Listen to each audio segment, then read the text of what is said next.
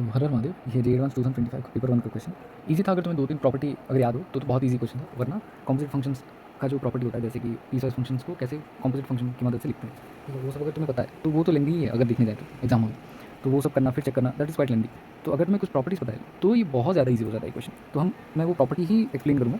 मैं वो piecewise function को फिर से कॉम्पोजिट करके लिखना, वो सब मैं अभी नहीं कराने वाला, ठीक है। तुम देख सकते हो पिछले लेक्चर्स, और अगर तुम कमेंट करते हो कि तुम्हें वो चाहिए कॉम्पोजिट फंक्शन से कैसे करते हैं, तो मैं वो भी एक्सप्लेन करूँगा, लेकिन इस वीडियो में जितना जल्दी ये सॉल्व हो पाए वो मैं बोलता हूँ, ठीक है। अच्छा, पहली बात तो ये है कि हमें एफ ऑफ जी और जी ऑफ एफ पे कमेंट करना है, और इंडिविजुअली एफ और जी पे कमेंट करना है। तो पहले तो हमने निकाले जो ईजी है हमारे लिए, एफ और जी के बारे में हमने ईजिली निकाले। तो एफ क्या आ जाएगा अच्छे से देखना, एफ इज इक्वल टू कुछ कुछ वैल्यू लिख ली यहाँ पे, ठीक है। जब एन इज ऑड तो अच्छे से देखना, वन जब तुम सब्सिट्यूट करो तो ये आ जाएगा 1, फिर क्या आएगा 3, जब सब्सिट्यूट करो तो आ जाएगा 2, फिर 3 एंड सो ऑन।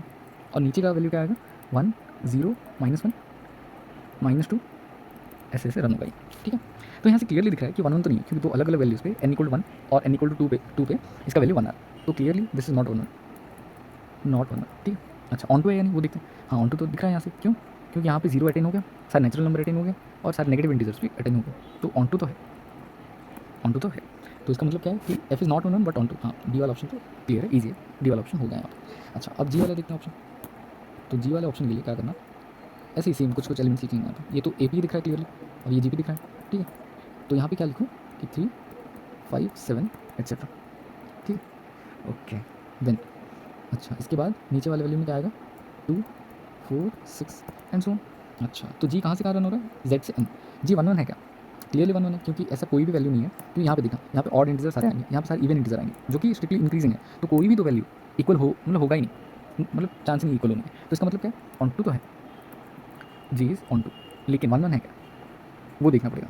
सॉरी, 1 1 तो है, ऑन टू है या नहीं वो देखना पड़ेगा। 1 1 तो है, ऑन टू है या नहीं वो देखना पड़ेगा, ओके। अच्छा, तो ऑन टू में एन के सारे एलिमेंट आने चाहिए, लेकिन यहाँ पे 1 दिख ही नहीं रहा, ठीक। इसका मतलब क्या है, ऑन टू है ही नहीं, और 1 अटेन भी नहीं होगा अगर हम देखने जाए, क्योंकि ये तो 3 से 5 7 ऐसे कंटिन्यू होते जा रहा है इंक्रीजिंग है, और ये भी इंक्रीजिंग है, तो 1 नहीं आने वाला। तो ऑन टू तो नहीं है, लेकिन सी वाला ऑप्शन कहते हैं बोथ 1 1 एंड ऑन टू, जो कि गलत, सी वाला ऑप्शन हो गया गलत, ठीक है। अभी हमें देखना क्या है कि ए और बी के बारे में देखना, ओके, ठीक है।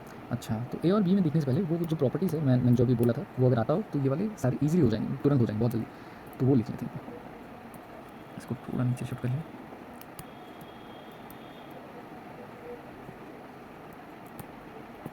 हाँ, अब देखना। अच्छा, तो अब हमें क्या सॉल्व करना है, ए और बी वाले ऑप्शन। अच्छा, एक जो प्रॉपर्टी मैं बोलने वाला था यहाँ पे, वो प्रॉपर्टी है कि अगर हमारे पास एक फंक्शन दिया है जो कि H of K of X है, ठीक है। अगर ये ऑन टू है, if H of K of X is onto, then H of X मतलब जो बाहर वाला फंक्शन है, this must be onto, H of X must be onto, ठीक। और if H of K of X is 1 1, then अंदर वाला जो फंक्शन है के ऑफ एक्स मस्ट बी 1 1, ठीक है, इजी इतना। अच्छा, तो ये कौन सा स्टेटमेंट है, पी इम्प्लाइज क्यू, ठीक है। तो negation of Q implies negation of P. इसका मतलब क्या है कि अगर H of X onto नहीं है तो H of K of X भी ऑन टू नहीं होगा। अगर के ऑफ एक्स 1 1 नहीं है तो H of K of X भी 1 1 नहीं होगा।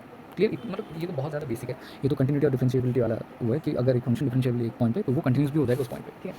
अच्छा, लेकिन कुछ बच्चे गलती क्या करते हैं कि अगर वो देख लेते हैं कि अंदर वाला जो फंक्शन है वो मतलब 1 1 है, तो वो डायरेक्टली बोल देते हैं कि ये भी 1 1 होगा। नहीं, ऐसा नहीं होता।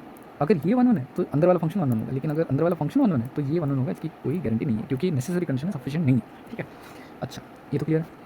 अगर ये प्रॉपर्टी तुम्हें याद है, जो कि सिंगेज में और बहुत सारे अच्छे अच्छे बुक्स में दे रखा है ऑलरेडी, रिलेशन में फंक्शन चैप्टर में, तो वहाँ से अगर तुमने देखा है तो ईजी होगा। तो पहले हम ए वाले जो ऑप्शन है उसको निपटा दें।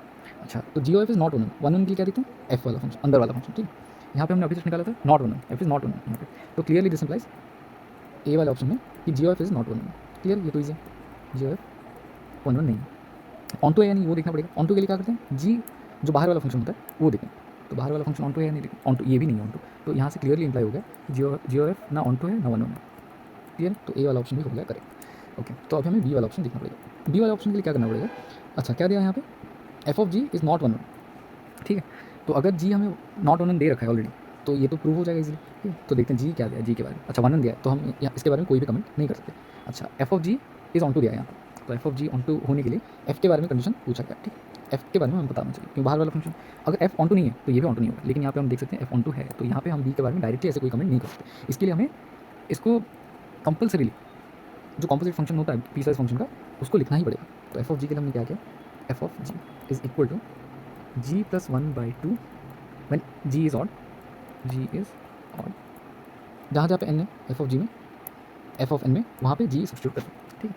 अच्छा फिर नीचे क्या है, 4 माइनस जी, एक सेकेंड, हाँ 4 minus G by 2 when G is even, और हमने पहले से ही जी के बारे में थोड़ा सा इन्फॉर्मेशन कलेक्ट करके रखा है। अच्छा जी ऑड कब होता है, यहाँ पे होता है ऊपर वाले जो डेफिनेशन है उसके लिए, और इवन यहाँ पे होता है, ठीक है। तो क्लियरली हम इसमें डायरेक्टली सब्स्टिट्यूट कर सकते हैं, ये वाला इसमें सब्स्टिट्यूट हो जाएगा और ये वाला इसमें हो जाएगा, ठीक है। हम इसको डायरेक्टली वही लिख देते हैं, ठीक है। तो इज़ इक्वल टू, अच्छे से देखने जाओ तो 3+2n की जगह पे, मतलब यहाँ पे 3+2n पुट होगा जी की जगह, तो पुट होगा तो ये क्या आ जाएगा n+4 आई गेस, 3+2n है ना, n+4 या n+2 आएगा शायद, एक सेकंड, हाँ n+2 आएगा यहाँ पे, n+2 और यहाँ पे भी n+2। तो अगर दोनों की वैल्यू सेम है तो n+2 ही रहने देते हैं, ब्रांच फंक्शन क्यों लिखना है यहाँ पे। तो G F sorry F of G is equal to n+2। अच्छा इसके बारे में अभी कमेंट करना है हमें। तो यहाँ पे दिया क्या है कि F of G is not 1, लेकिन क्लियरली तो स्ट्रिक्टली इंक्रीजिंग फंक्शन है ना, देखने जाए तो ये 1 तो होगा ही, तो यहाँ पे जो बी वाला ऑप्शन दिया है वो हो जाएगा गलत। और F of G is onto दिया है, ठीक है, हाँ एफ ऑफ जी तो ऑन टू होगा ही, क्यों, एफ ऑफ जी का डोमेन और कोड डोमेन कौन सा है, जेड से जेड, तो इसमें सारे जो इंटीजर की वैल्यू हैं वो सारे 18 होंगे यहाँ पे, और 1 1 भी क्लियरली है, तो इसका आंसर क्या आ जाएगा, ए डी, ये इसके करेक्ट आंसर आ जाएगा।